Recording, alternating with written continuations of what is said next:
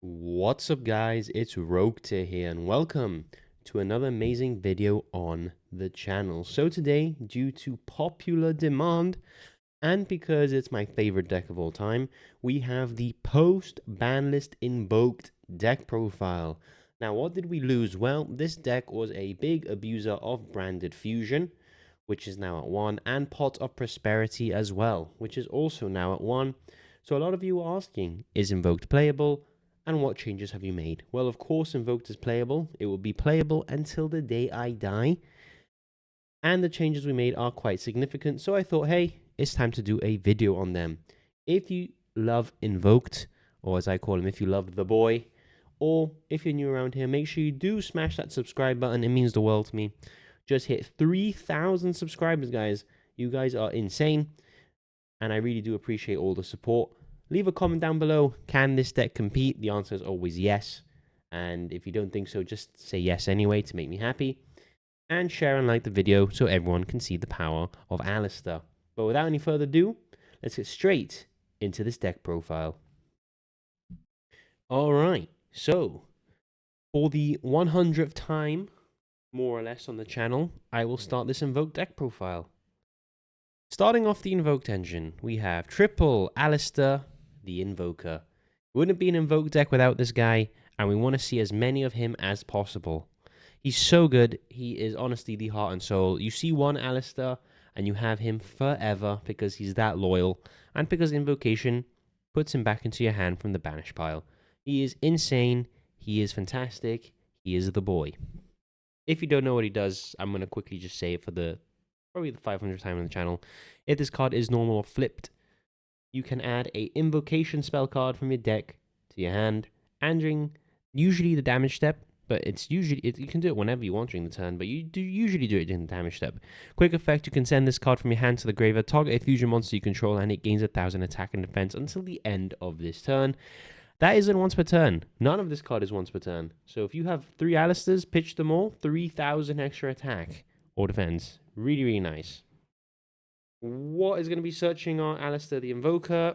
Well, we have, of course, not 2, but 3 of the Magical Meltdown. Beautiful card, beautiful artwork, beautiful effects. Let me tell you why. When this card is activated, you can add a Alistair the Invoker from your deck to your hand. Amazing consistency piece.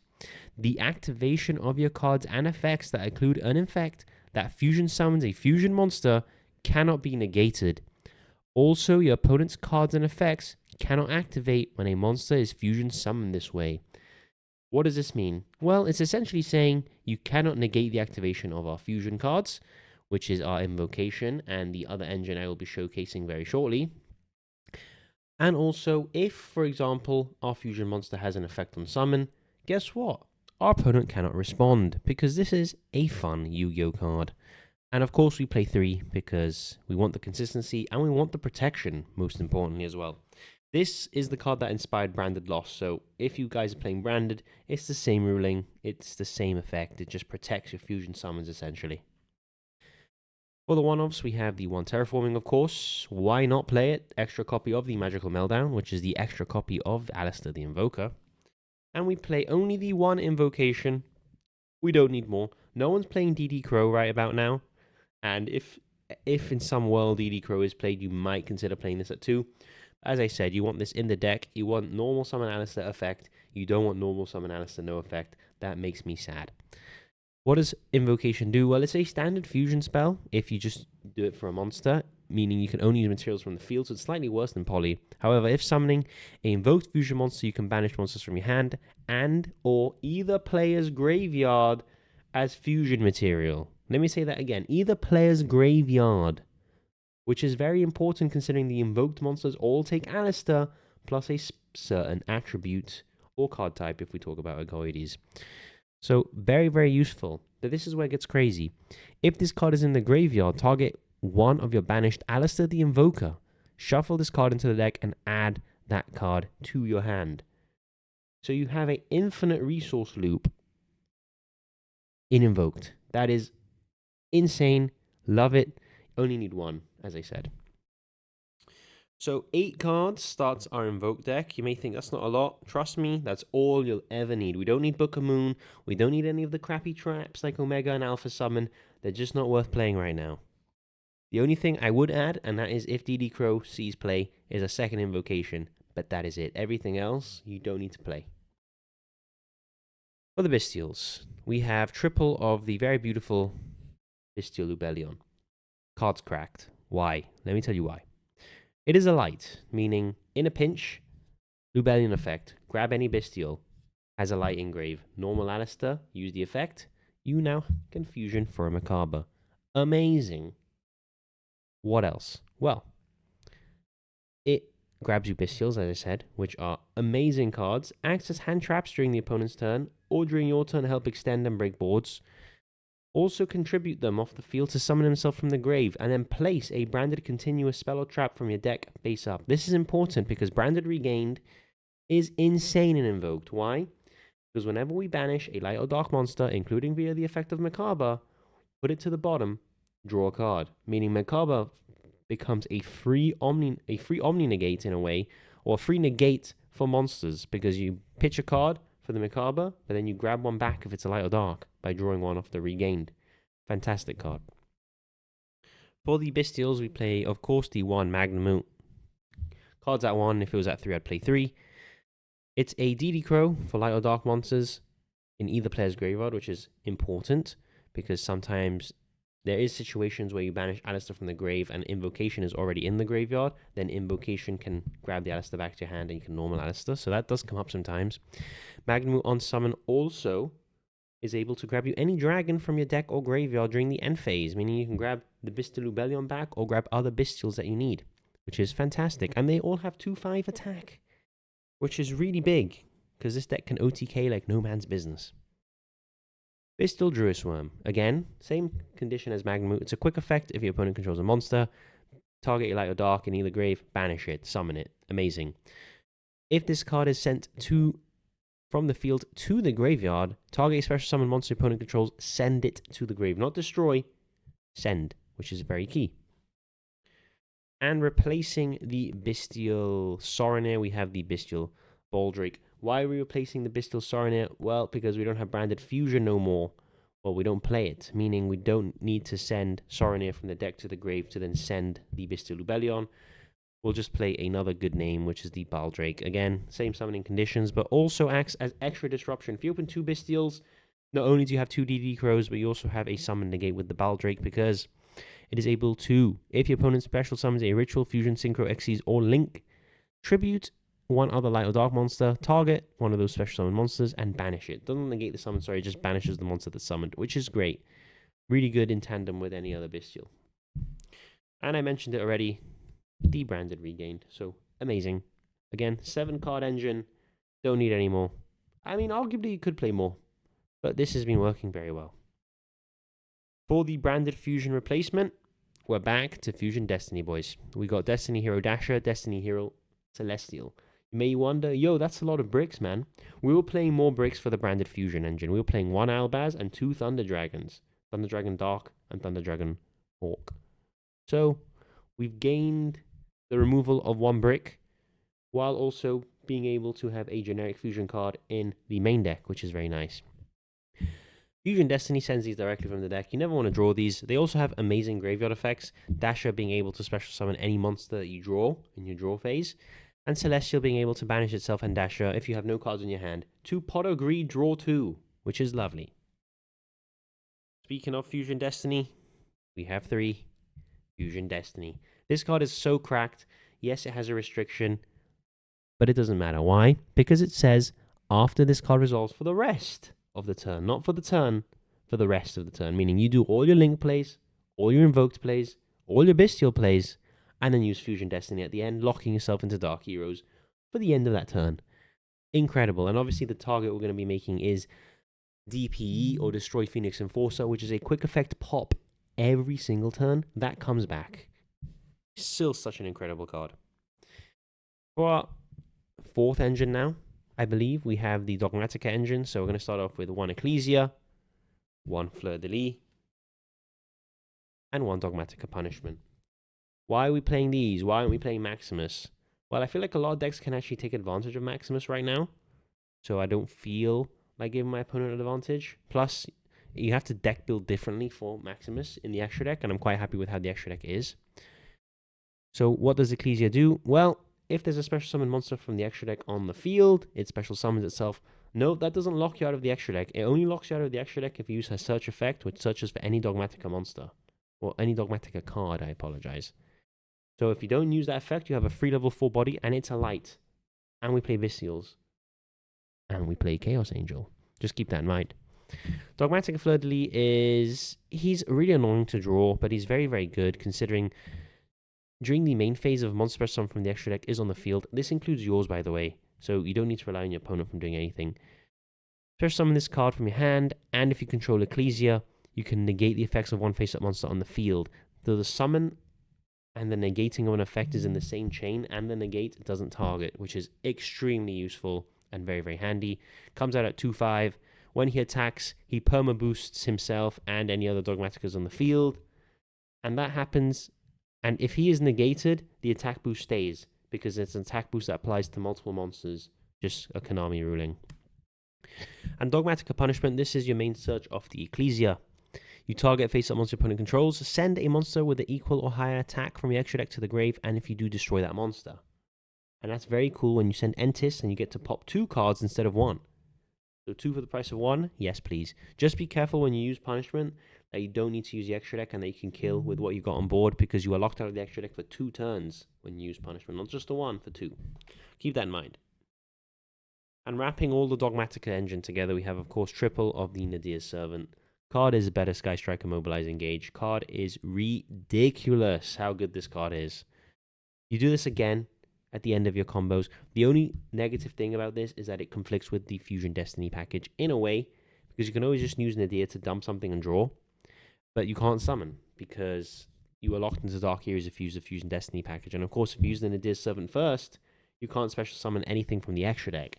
So that is a little bit of counter synergy. We had that with the Branded Fusion as well, in terms of if we were forced to use an Nadir's Servant first, we couldn't use the Branded Fusion. But the Branded Fusion stuff worked a bit better than the Fusion Destiny, because they both want to be activated last, the Fusion Destiny and the Nadir's, whereas Branded Fusion, you could use it in the beginning of your turn instead. But Branded Fusion's at 1 now. I don't think it's worth playing the Albaz on the 1 Fusion. I'd just rather play the Fusion Destiny package. I think DP is a very slept-on card. Just because it's not as good as the Mirror Jade, which is the non-target banish, doesn't mean that the quick effect pop isn't good, especially a quick effect pop every turn. Mirror Jade can't do that, at least not the way I was playing it in Invoked. If you don't know what Nadir's Servant does, sorry that I'm blabbering on, I just really love this deck. If you don't know what Nadir's Servant does, you send a monster from your extra deck to the grave and add a Dogmatica monster or Fallen of Albaz from your deck or graveyard to your hand. Also, for the rest of the turn after this card resolves, you cannot special summon monsters from the extra deck. That is fine. Why is this so plus? You're going to be sending monsters from the extra deck that are going to plus upon touching the graveyard, meaning you use 1 card, search, and then send something that gives you an advantage, a draw, a search, so you go +2. Then the card that you search, which is the Ecclesia, is going to be able to summon itself, search again, get more disruption. Very, very insane cards. Basically like Sky Striker's Engage. And for the last engine, if you can call it an engine, shout out to Mark, we have double of the Cash Tira Fenrir. Why only 2 and not 3? We're at 42 cards already. I like playing Invoked as close to 40 as possible, because the lower to 40, the higher chances of opening the Meltdown on all the broken spell cards. But I feel playing 2 Fenrir is okay. It's a boss monster on its own. Fenrir Search Fenrir is amazing, because it just cycles through the whole engine while giving you a card in hand. And obviously, it's a great disruption, because whenever it attacks or your opponent activates a monster effect, target a face-up card your opponent controls and banish it face down. Amazing card. Boss monster on its own. Special summons itself for free if you control no monsters. Really, really nice. For the hand traps, I've already shown you guys 3. So we have 4, 5, 6 in the Ash Blossom and Joyous Spring. Just be careful with this card, guys. I know Snake Eyes was hit, which is really, really good. But you don't want to leave too many fires lingering around in case there are heaters that are going to be able to take it and punish you. Then for hand traps, 7, 8, 9, triple Nibiru, the Primal Being. This was originally Effect Veiler. Now that they have lost, now that every deck's lost Appaloosa, apart from Ubel, tell me what deck can put up an Omni or a Monster Negate before Summon 5. There's not many. meaning Nibiru is that much better. Plus, Nibiru helps with OTKs as it's 3000 attack. Plus, it's a light as well, so you can link it off and you have an amazing light target for Mecha but in the grave. Really, really useful. And for 10, 11, 12, we have triple infinite impermanence. Cards cracked, doesn't trigger cards like talents or thrust, and isn't once per turn either. And is probably pretty much one of the only hand traps that is very good drawing going second. If you draw it as your 6th card, you are fine, unlike Ash and Nib, which you wished you had as your 5th card, but not your 6th. Imperm doesn't have that problem. Imperm on the draw always trades 1 for 1, which is amazing. For the flex spots, I guess you can say, the power cards, triple of the Forbidden Drip. There's so many cards, well, there's so many normal spell cards you're going to be activating, you might as well chain Forbidden Drip and get negates out of them as well. Just such a free card. Helps in the branded matchup if they do the branded Albion or the branded Sanctifier play, because they're going to be giving you Gimme Puppet Nightmare, which is going to lock you, and you can't really play under that. And it also can't be targeted, so you can't imperm it, so we need to play the Forbidden Drip just for that. That non-targeting negation is crucial, and you can use it during the damage step as well, because it modulates attack, which is very, very useful. And we have 1 Pot of Prosperity. Here it is. Was at 3. We were already playing 2, so just dropping it down to 1 is fine. I remember a long time ago I was testing with Pot of Prosperity at 1, even though it was at 3. Again, shout out to Mark, as I did test against him with that. Pot of Prosperity at 1 was fine. Just means that we have a little bit of a consistency hit, but we have replaced it with cards like Forbidden Droplet, which are going to help going second. And I think this card was too good. I think it was way ahead of its time. Just the fact that you dig 6 cards deep, see so many engines. Obviously, it sucks because we want Invoke to be as good as possible. But at 1, it's perfectly fine. And you could arguably cut Call by the Grave and just play 41 cards, make it more consistent. I just really like Call by the Grave. This card is always in my hand. It's glued. I think because it's quarter century rare, it's always glued to my hand. And you can lose to cards like Shifter and Droll, so you got to be very careful about that. And Call by is just another way to play through it. That is the main deck, as I said, 42 cards, so many engines, 5 engines if you count the Kashtira cards, 12 hand traps, 3 board breakers, and 2 power spells. This is the stuff I like. Let's get on to the extra deck. Moving on to the extra deck, let's start off with our little Link package. Invoked has evolved over the years, it's adapted. We now play Link monsters that help with OTKs. 1 beautiful access code talker, very, very free, very easy to make. How? Well, because we play the Selene, Queen of the Master Magicians. This allows us to reborn a spellcaster from the grave, which is Alistair the Invoker, and then use that to make the access code, which is amazing. We play the 1 SP Lil Knight because it's probably one of the best Link monsters in the game, and we can make it, so let's play it. We play 1 Dark because Alistair is a Dark monster, meaning that Alistair and anything go into Dark. Dark can then take a monster, climb into Selene, Selene reborn, and then go into the access code and hopefully have game, which is why we play it. And we have the 1 of the Artemis, the Magistus Moon Maiden.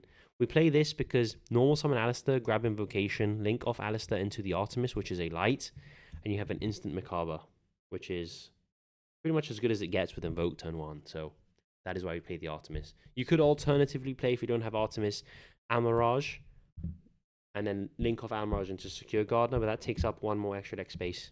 And extra deck is very, very vital in this deck. You really need to make the best use out of it. Right, those are for the Link monsters. We play 5. Let's go into the fusions. Here he is, Invoked Macabre. You've heard me talk about him all video. We only play 1. Why? Because, yes, I think this card's good. It's a bit old now. And it gets... The main point, you make this card... Keep in mind, you make this card because you want your opponent to waste resources outing it. If they imperm it, that is fine. You've gone 1 for 1. The engines cost you nothing because you have Alistair back in your hand. So, it's amazing. It's a really, really good card for that reason. Card advantage-wise, this card is very good because they always have to out it, or if not, you get your free negate. If they bait the negate and then bait... they bait the negate and then negate, that's when it sucks, because in order to negate something, which is on a quick effect, by the way, when a spell, trap card, or monster effect is activated, you can send the same type of card from your hand to the grave, negate, and banish, which is really nice. However, for example, let's say they activate a monster effect in hand, you negate by pitching Alistair, then they hit you with an imperm. That hurts. You've gone -1 there pretty hard, but Macabre is great. The fact that it negates banishes as well is very crucial. Doesn't destroy, Just gets rid of it in the best way possible. One Invoked Agoides. By the way, Mekaba takes Alistair and a light, which is why he's very good. Forgot to mention that. Invoked Agoides. Again, I think this card is arguably just as good, if not better, than Mekaba. He was one of the later fusions to be released as support, but I just think he's incredible. Takes Alistair the Invoker and a fusion monster. And remember, you can use these materials from your opponent's grave if they have a light or a fusion, so it's very free then. If this card is special summoned, or a monster is special summoned to your opponent's field, target one monster your opponent controls and destroy it. Very lovely. Once per turn, you can banish a fusion monster from your graveyard. This card gains attack equal to that monster's original attack until the end of the opponent's turn. Very crucial again. It starts at 2k. Let's say you have an Entis in there. Banish Entis. 2/5. Just like that. It gains 2/5. So it's at 4/5. You can pitch Alistair 5/5. That's a lot of damage you're going to be hitting in for. And for the last fusion, he's back in, baby. We've saved a lot of extra deck space by removing the branded package. Invoked Purgatrio. Why are we playing him? Well, he's a fire, meaning you can get rid of Promethean princesses with Invocation and make him. Banish Princess, banish Alistair, summon Purgatrio. Really, really nice when that happens. He has a okay effect in terms of he gains 200 attack for each card your opponent controls. So if they have a full board, he comes out pretty big. And he can attack all monsters your opponent controls once each. And he can inflict piercing damage through defense position monsters. So he has his uses. Mostly to remove Promethean princesses from the grave or any pesky fire cards. But very good nonetheless. In terms of he actually has useful utility being able to clear boards by himself. I mentioned him. Here he is. Destiny Hero, Destroy Phoenix Enforcer. Amazing card. I think this card was, power crept out the format way too soon. When it came out, it was incredible. What does it do? Monsters your opponent controls lose 200 attack for each hero card in your grave. Remember, this takes 2 to make. So they're going to be minus 400, meaning they need a 3k beat stick to be able to be over this. 2/9 won't do it. And if this card is destroyed by battle or card effect, it's going to be able to special summon a Destiny Hero monster from the graveyard during the next standby phase, which includes himself. And on a quick effect, you can target one card you control and one card your opponent controls. Again, you can target himself and destroy them. Amazing in the grind game, just wins you games because you're just going +1 every single turn. Titanic Lad, the Ash Dragon. We play this. It's not as useful anymore because we can't summon it with a branded fusion and just swing over something that's huge. However, with the Nadir Servant, we're going to send this to the graveyard and then during the end phase, be able to add a Dogmatic card from our deck to the hand. So this is why we play the Dogmatic Punishment, because Ecclesia can search punishment, and then in the end phase, Ash Dragon can grab you Fleur de Lis. So you gain an extra interaction just by playing this in the extra deck and by playing punishment in the main. So that is why I play it. For another fusion, we have Garura, Wings of the Resonant Life. Very useful as it has 1500 attack, same as Ecclesia, meaning you send Garura to the grave, add Ecclesia, Garura effect, draw one card. That's all it does, literally all it does. As soon as it touches the graveyard, draw a card. Obviously, if you manage to summon it, you'll be able to do double damage to your opponent, as long as this inflicts some sort of damage to it, which is nice. Entis, sort of covered as well. We played the punishment, so why not play the Entis? As soon as this card touches the graveyard, it's going to be able to target one card on the field and destroy it. That's essentially what it does. It's very useful. We have for the X-Caesars one Typhon. You never know when you need this card. This card comes up a lot. When they have a monster with 3000 or higher attack, summon Typhon, blanket that card, use its effect, bounce that card non-targeting back to the extra deck, and you re-establish control of the board. Really nice. We play one Wallow, founder of the Drudded Dragons, I believe is how you pronounce this. Very underrated card. Takes 2 level 6s, but remember, we're not only playing 3 Bestials. Branded Regain can reborn Bestials from the graveyard as well, as long as our opponent summons anything, which is very useful because monsters you control, so it includes fusions as well, gain 100 attack and defense for each card in your opponent's graveyard. Obviously, with that Grass Looks Greener being back, there's going to be a lot of cards in people's graveyards, meaning this card is going to be able to give 1,000, 2,000 attack boosts if the opponent has a bunch of stuff in the grave. That's not the main reason we play it, though. We play it because you can target one card in your opponent's graveyard and detach one material from this card, then apply the appropriate effect. Return it to the deck, or if this targets monster, special summon it to your field and face up or face down. if not set it. So really useful. I kind of butchered that explaining. Let me explain that again. You can detach 1 or 2 materials. If you detach 1, you return it to the deck. If not, you can set the card or summon it from the graveyard, from your opponent's graveyard. That's a much better way to explain it. I apologize the first time I did. I was just in awe of how good this card is. And for the last card, we play the 1 Chaos Angel. Card comes up a lot as well. Bestial and Alistair is 10. Yes, there's no light there, but that comes up. People are going to think, oh, he's going to make a link. You don't. You punish them with a Chaos Angel, and then on summon, you're going to banish a card that they control. Target banish is amazing. Obviously, if you make it with Ecclesia and a Bestial, it's going to be the super powered Chaos Angel in terms of it's going to be unaffected by monster effects, and the dark effect is that monsters your opponent controls cannot be destroyed by battle. Well, monsters you control cannot be destroyed by battle, meaning this comes out at 3/5 and it can't be destroyed by battle. And it's going to banish a card on summon and then just attack over things, which is really, really nice. So that is the end. I don't show side decks, as I said. Although if this video gets over, let's be optimistic, 50 likes, I will release the side deck for this deck. It is spicy. There's Ultimate Slayers. There's a lot of spicy cards in there. But I don't usually show side decks because it's usually up to player preference and the player's area of where they're going to be playing. But yes, Invoked is still very much alive. It is still very much here. I am the Invoked King. I will be playing Invoked as long as I am alive. As long as Alistair is in Yu-Gi-Oh, I will play Invoked.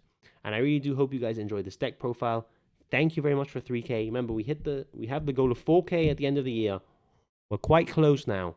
Let's make it happen. I'll see you all in the next video. It's time! Let's go!